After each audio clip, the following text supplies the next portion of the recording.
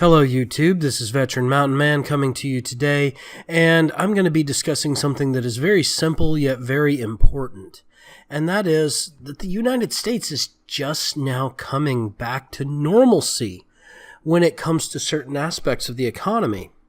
And I know that's going to make me sound really crazy kooky here, but let's look at this logically. Up until the 1970s, there were differing forms of price fixing, wage fixing, and rationing amongst the U.S. populace. And this all started back with World War I in the 19-teens. And it initiated because of World War I. The United States was trying to gear up the war apparatus and create a functional capability to fight the war that ended all wars, or at least so we thought. Now, many of these aspects included fixed wages so that hourly laborers who were being paid by the hour could not make more than X amount per hour, depending upon the industry that they were in.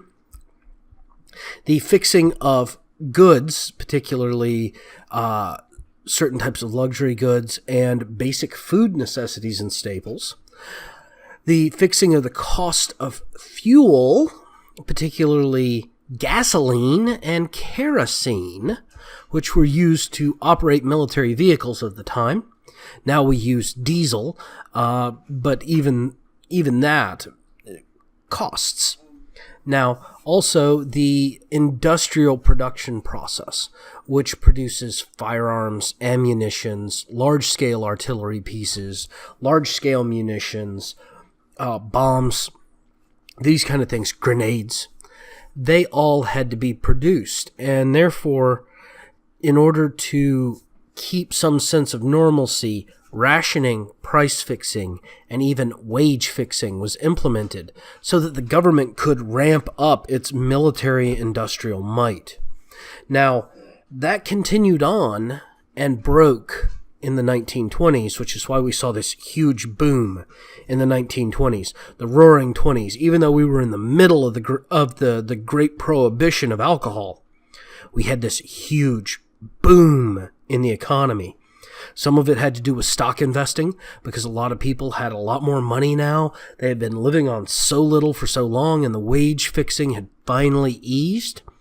And so they started investing in the stock market heavily, and companies were manipulating their stock prices and things of that nature. And it was horrible in how some of these companies were behaving and how some of these banks were behaving.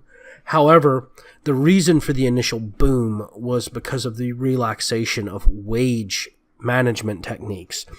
Well, that led into the Great Depression and the New Deal, which implemented a lot of the same kind of concepts that were holdovers from World War I. Now, as we were finishing the Great Depression, we went into World War II, and more stringent price controls, rationing, and wage controls went into effect to once again ramp up the military might. We then saw additions to that in the Korean War in the 1950s.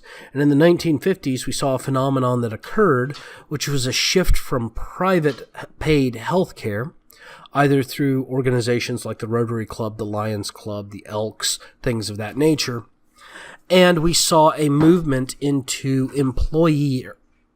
employer-offered health care, which was a way to kind of circumvent the wage freezes. It meant that your employer would provide you with this card, and you could go see X, Y, and Z doctors, or you could go to X hospital.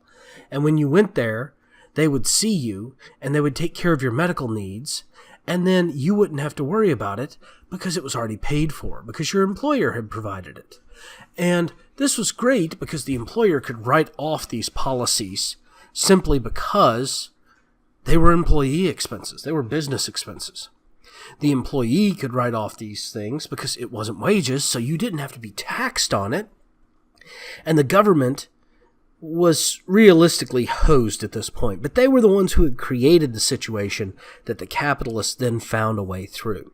Well, now we continued to have this happen, although it eased somewhat in the early 60s, and we saw yet again another huge boom in the economy when these kind of austerity concepts were relaxed.